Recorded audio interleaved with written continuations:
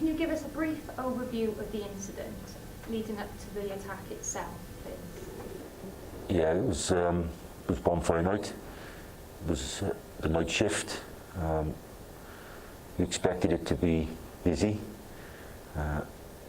Before we had any calls that night, I briefed the crew on public disturbances, the likelihood that we would be interacting with a lot of people who were celebrating bonfire night.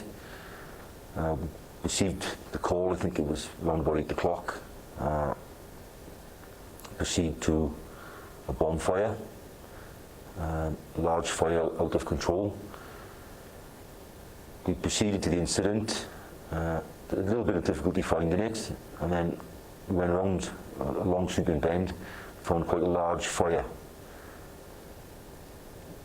with about 50, at least 50 adults, young children, teenagers, all up in a banking. Festive spirit. We assessed the incident, and at the time we weren't going to take any action. The bonfire was quite large, but it wasn't affecting any properties or likely to spread. So we made up our mind not to put out the bonfire. With that, several youths between, I would say, 11 and 25 obstructed the fire appliance, lied on the floor to stop us moving forward, and instructed my driver to move out of the area. We was going to back up, not to inflame the situation.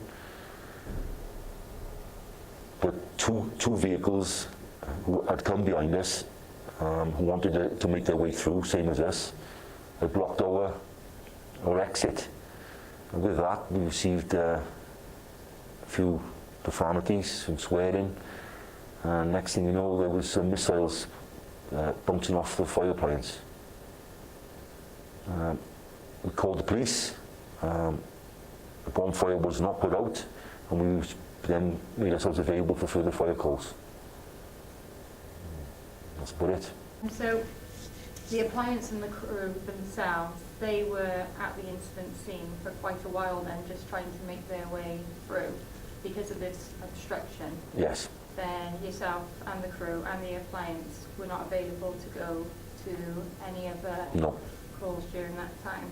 Now I know it's hard for you to speak on behalf of your colleagues, but how does this attack and attacks like these make you feel?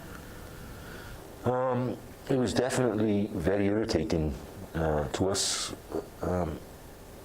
We do the job to help people, to protect lives, save property. We weren't there to spoil anybody's fun. We were there because we thought the fire was going to spread and damage other property or perhaps hurt somebody. And we were just treated with total contempt. No, we didn't even have a chance to say, we're not going to put it out, we're not going to be killjoys, we know we're safe. Yeah, it was very disconcerting. And I can imagine it was probably quite an intimidating scene as well as you approached with the vast amount of people that were there. I've experienced it unfortunately on numerous occasions.